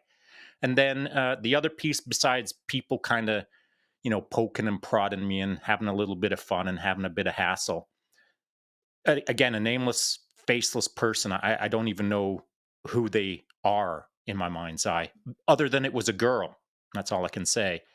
And she stepped up on me, and so that's not my son's. It's just a unrelated person somewhere in my life trajectory. She stepped up on me and said, "Hey, Sean, I just wanted to let you know that the person that I'm coaching is doing dot dot dot whatever." And that's where the mind's eye view ended. And what that, for me, the important part of that was that somehow I had encouraged that person or taught that person or guided that person to a position where now they're creating their own coaches. So in my mind's eye, it's a double generation effect rather than a single generation effect, which is maybe because my modus operandi with my two sons is I pretty regularly tell them, look, boys, I'm not trying to teach you how to empty the dishwasher. I'm trying to teach you how to teach your sons how to empty the dishwasher. I'm raising you two generations deep. So it's not about looking after you, it's about looking after your kids. So pay attention because you're learning how to learn so that you can look after future generations and impart that into two generations from now. Maybe that's why I saw what I saw in my mind's eye, but my my sense of satisfaction would be if in fact I thought of legacies, it would be along the lines of I taught someone to teach someone else. That's fascinating. I really enjoy talking about coaching, and you guys probably can see that the fact that we've had multiple coaches weeks and we've talked about plenty of coaches is the fact that I love the concept of touching someone else's life. Not so much, getting them to do a certain thing, or not so much to be able to pass on knowledge, but I am a facilitator at heart. So I I love being able to take some wisdom from somebody or some sort of connection and then go, hey, you know who would really benefit from that? That person. And being able to make that transfer, being able to make that shift. And I always felt when I was instructing in the military, I used to call them aha moments when somebody would like get the concept. Not so much what I'm teaching them right now, but the broader concept around it. And you could see it. The light bulb would go off and then, oh, and I was like, yes, that's the moment that I would strive for. Is there anything like that you guys have found throughout your time coaching that really struck you as moments that were like, this is why I'm doing it. This is my win moment. This is fireworks shoot off. Like, yes, I did it. Kat, anything like that? I have. They're all very, very different, but it's as I said in the beginning, like when you have an athlete come up to you and they're like, "Coach, I got this. Like, I'm good," and they just crush whatever it is they're training wise. Whether it's performance wise or whatever it is. And sometimes it's like, hey, I came back from this deployment and I am not like crawling in the door and I feel great, or like I don't have as many injuries. Like because they were able uh, to just apply, the knowledge and some of the areas that we worked on together. Like to me, that's huge. Um, but I think some of the more impactful moments for myself have been when family members or close friends of that person have come up and said, like, I don't think that you understand the change or what's been instilled in them since they've gone through some trainings, and like other areas within their life that have gotten better because they started working out. And it's not because like they feel healthier and they're sleeping better, but it's like you got to them. You allowed them to grow in different ways, or there were some hard conversations that were had, but you pushed them and you saw something in them, and they for once in their life saw something in themselves as well. And so small things for me, like working with the Marines, like allowing, the PFC to like step up, like, hey, you're going to lead today's warm up and this is what it's going to look like. And you're going to do it. And they're like, what do you mean? I don't know what I'm doing. Like I'm just this little PFC. It's like, no, you're going to do it. They walk out of there, and that could have been the first and only time they've been seen within their unit, their squadron, whatever that is. And so now, instead of this like lonely PFC that's in his door, barracks room and maybe doesn't have family to go back to, like now they walk a little bit taller, and now all of a sudden they're coming back to training more. And now all of a sudden, like some people around him are actually talking to him, and he feels a part of something. And so seeing those moments and having people pull you aside, like, I don't think you understand, like it wasn't, they're not better because of training, but because of other areas or something else that you created in them. For me, those are the moments that you look for. And you don't even know what you're doing really in the moment, because it's not like you're like, well, I'm going to do this because it's going to lead to all these things. But it shows, I think it's a nice reminder to yourself, like, okay, I'm here for the right reasons. Some cool and beautiful things are happening, whether you thought that is intentional or not. Those are the moments that really like take you back, and you're just like, yep, we're doing okay. So it's, selfishly you soak that in, but it's also just really cool to see people blossom and see other people see them grow as well. Absolutely. That's awesome. Sean, thoughts? So when you say aha moments, there's a difference between someone who does an aha, now I see that I can be a gold medal championship frisbee thrower in the Olympics. That's a different aha moment than aha, I now understand how to sharpen a pencil. If that's a lesson you're teaching the crew in front of you, how to sharpen a pencil, and you see a young private sit up and think, "Oh, that's how pencil sharpeners work." They're two different aha moments. And so there's granularity when it comes to aha. And so now let's just talk about the aha, like a life changing moment as the example. Well, in those moments, if I see that, or if someone literally says out loud, aha, well, the very next thing that occurs is me asking a follow on question, which is along the lines of, Why do you think that? How did you think that? When did you start thinking that? Why are you thinking that? Where did you? So the who, what, when, where, why, how aspect. So it's great. I love aha moments. It's fun to watch. It's fun to watch. It's fun to recognize. But I've seen a lot of them. And I'm not being boastful about that. I've just seen a lot. The aha moment isn't enough for me because maybe it's I'm a relentless pursuer of excellence, or I'm a relentless coach, or I'm just not happy with letting the aha moment settle into the dust. My immediate response is, oh, aha, why? When did you realize that? And so I almost feel obligated to bypass the aha moment and get to the core of why the aha, because maybe they don't know deeply enough.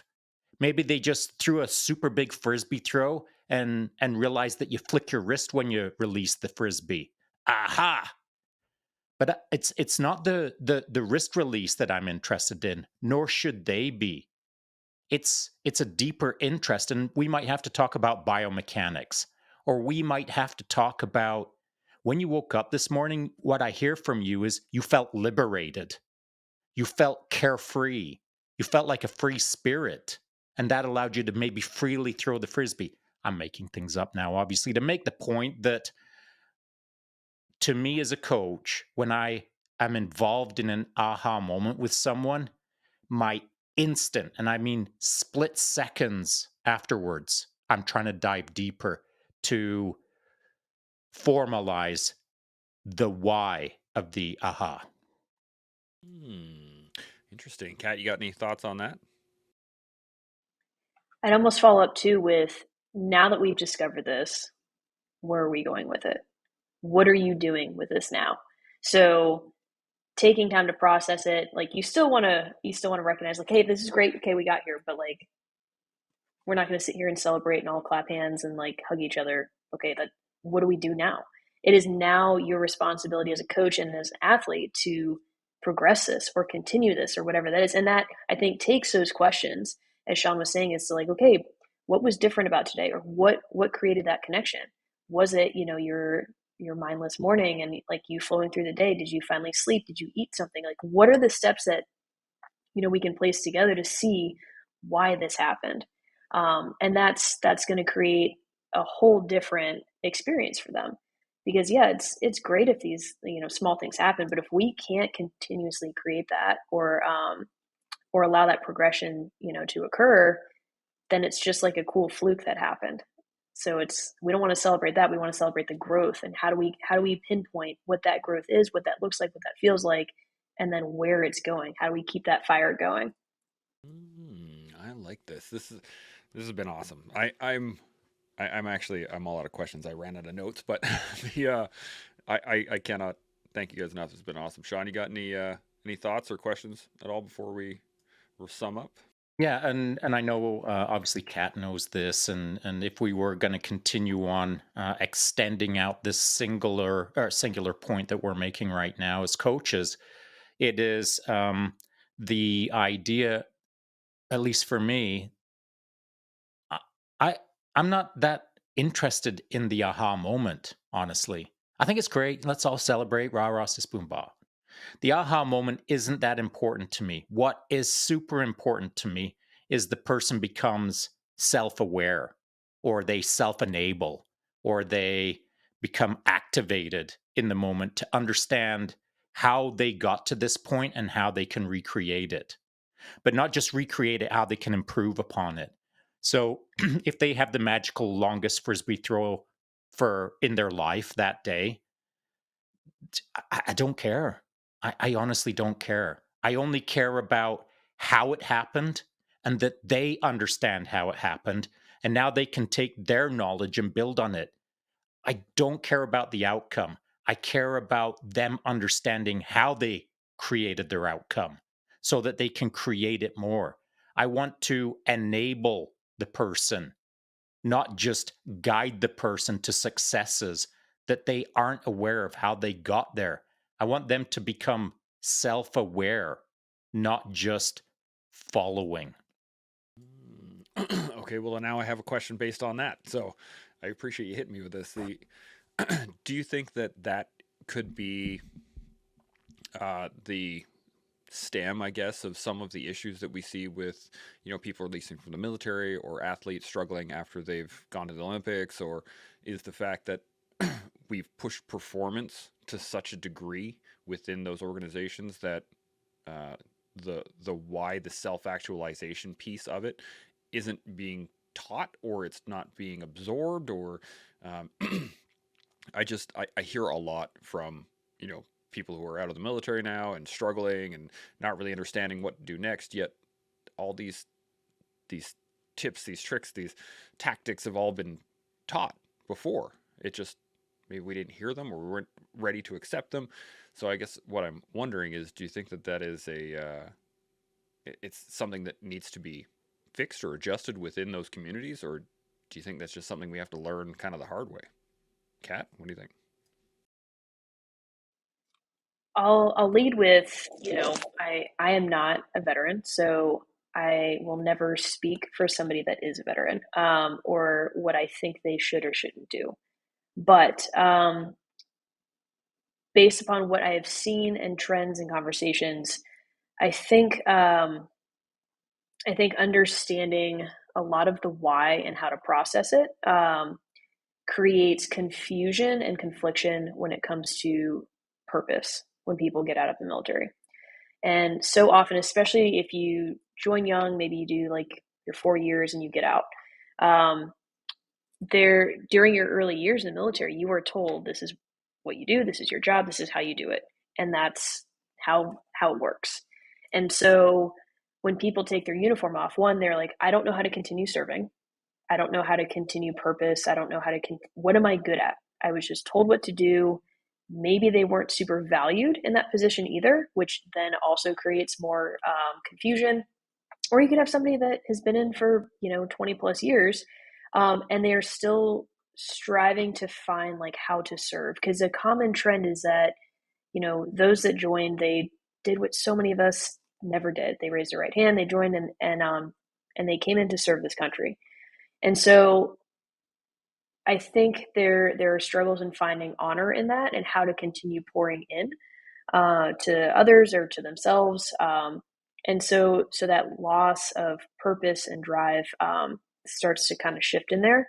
Um, so I think so much of that, yes, is the why are we doing what we're doing, explaining it, understanding the process, and which is hard to do because when you're young in the military, you can't really just start asking questions of like, well, tell me why we're doing this, because that's not usually going to go over too well for you.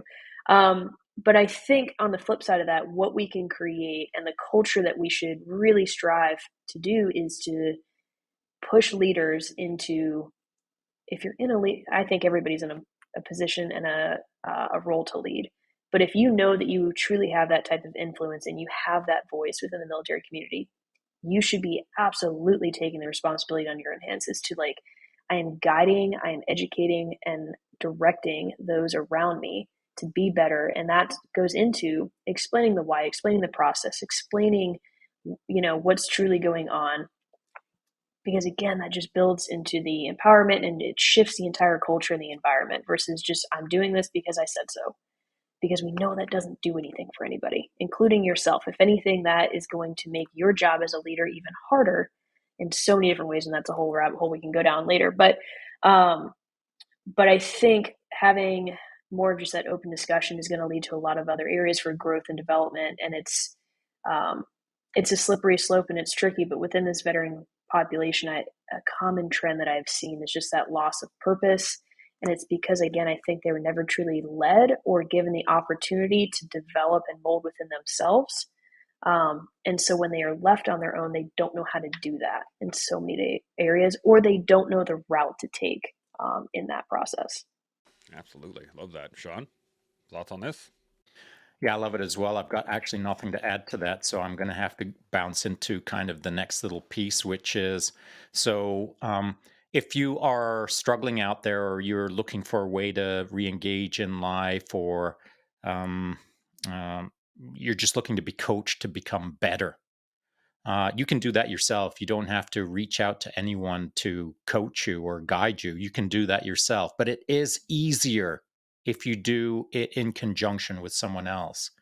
And so then it comes down to selecting something that you're going to be passionate about. And I know this is going to sound super bizarre. I'm going to paint a picture that is inappropriate, but it'll get the point across.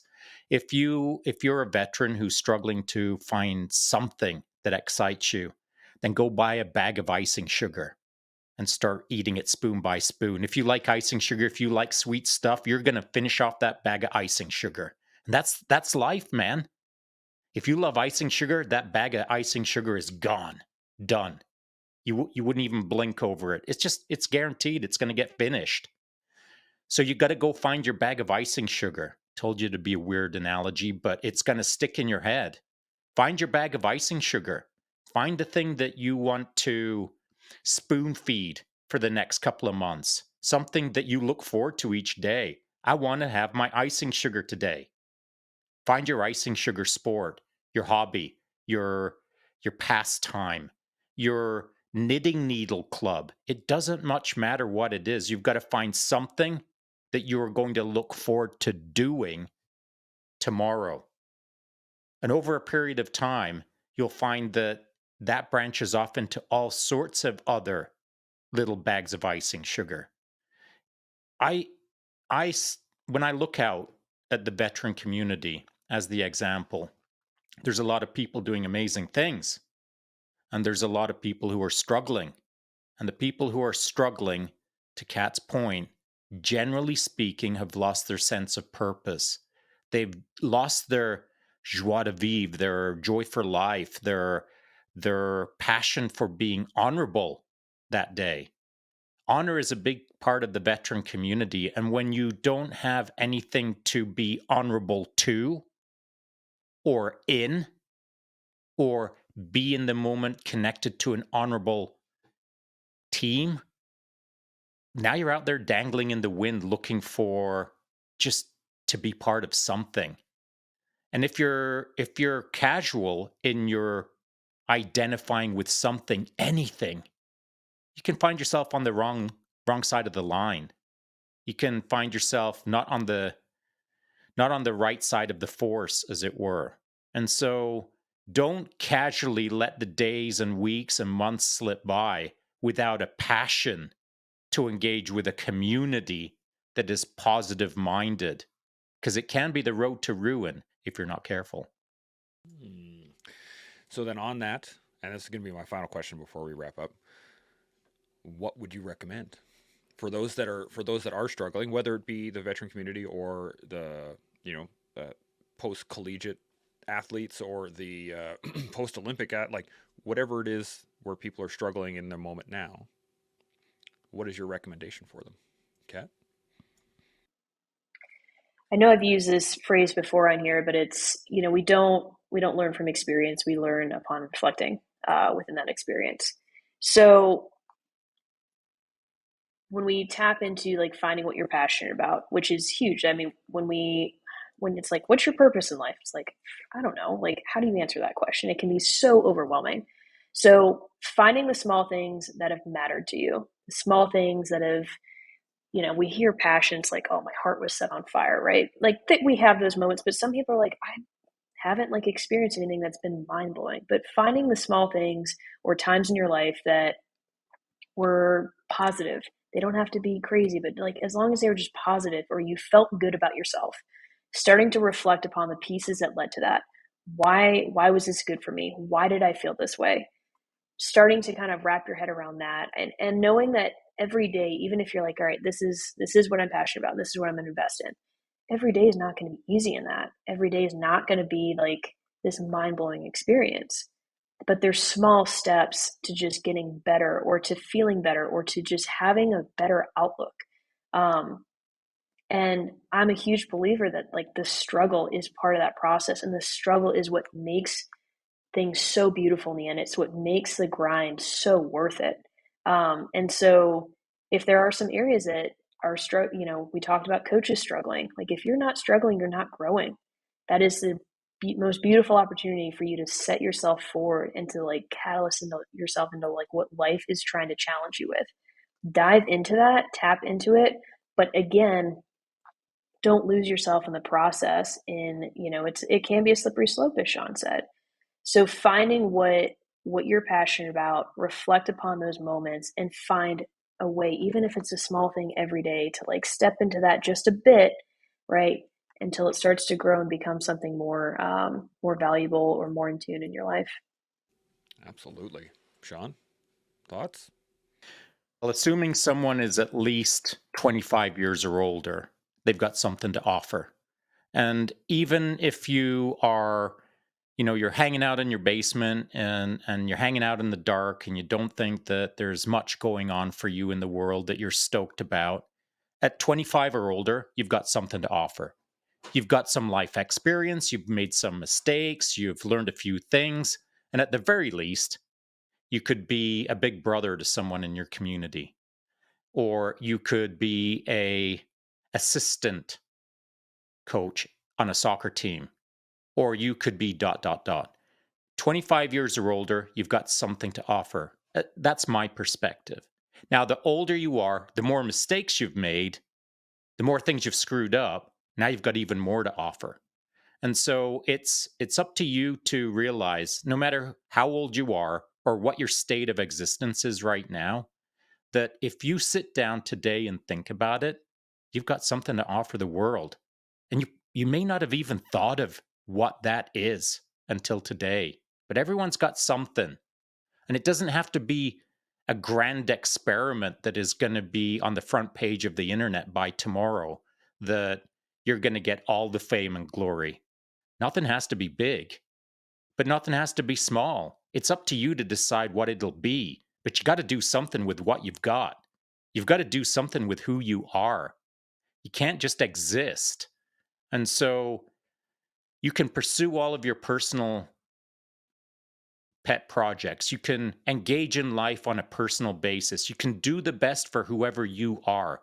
Sean needs to do the best for Sean so that I'm best for everyone around me.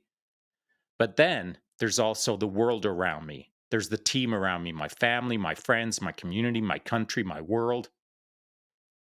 I view the world as two people: Sean, who has to do the best for Sean, and Sean, who's got to do the best for everyone around him. And those are two different states of existence when you're considering what your priorities are.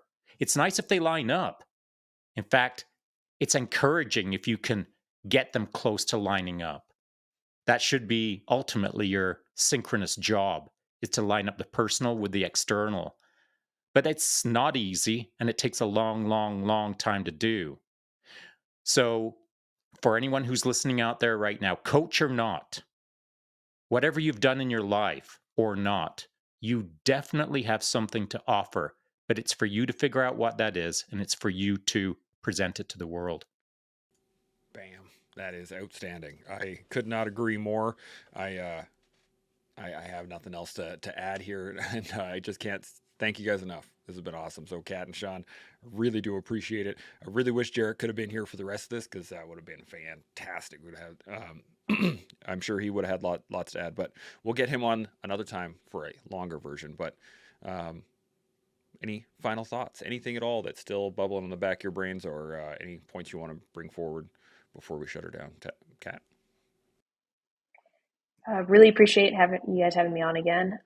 It's always great to be here and dive into these discussions. It's the only thing I'll add is very similar to what Sean was kind of wrapping this up with, is the stories we tell ourselves become our reality, and you are in complete control of your narrative.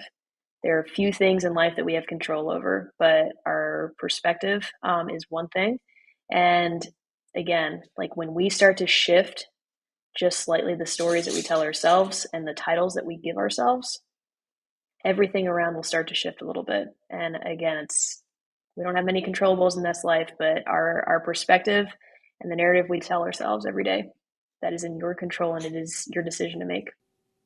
Bam. I like it. I need a little like mic drop video or something I can start playing because it's fantastic. Sean, any final thoughts? I said it just a few minutes ago about staying on the right side of the line, or working on the the light side of the Force rather than the dark side of the Force. And it's a weird comment, especially if you don't understand anything about Star Wars. But I'd said this to my wife just a couple of nights ago. We were watching a movie, and in the movie, it doesn't matter what the movie was about, but there was the standard issue good guy, bad guy. And good guy and bad guy were both like secret agents. They were like ninja assassins. They were so large and in charge. It was Hollywood at its max. And the bad guy was kind of kicking arse. He's he's kind of doing his thing, and he had like the lead role. He was the man, and and this scene played out, and my wife looked at me and she said, you could have done that stuff. And I said, here's the deal, dear.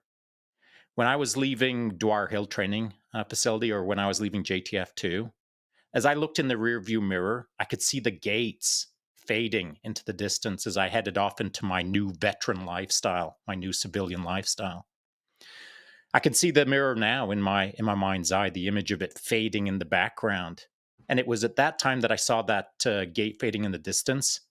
I cut a deal with myself, and I said, I will never cross over to the dark side because of the talents that I've got, the skills that I've got, the things that I can do as a human being. I cut a deal, never cross over to the dark side. That's played out throughout my life, and it sounds so dumb. Like, obviously, I haven't robbed banks or I haven't taken down whatevers. But however granular you take that statement, it can apply against I don't rob banks, or it can apply against I'll never dirt anyone. I'll never like do anyone wrong. I'll never lead an athlete astray. Life is as granular as you want to make it. And if you don't have a mantra like, I'll never cross over to the dark side, maybe today's the day that you pick a mantra that keeps you on the positive side of the line that you can then apply granularly throughout the rest of your life. Bam. Yeah, I seriously need a mic drop video. I'm gonna source one just for you guys because anytime Cat's on and Sean drops these all just fantastic. So I can't thank you guys enough. This has been awesome. Great conversation. Lots of fantastic information in here. And I got nothing to add, so I'm just going to finish it off with the way I always do it. So let's all continue to learn, build, and grow every day. And you know what? I'm going to add this right here. Every moment, do your best every day. We'll see y'all next week. Chimo. Hey Collective, Big Bird here. Thanks so much for watching the episode. Really appreciate the support. It has been fantastic recording these and having these conversations. I can't thank you enough. If you'd like to watch any other ones, please subscribe to the channel. And if you'd like to listen to another awesome convo, I got one right here. Your choice. Chimo.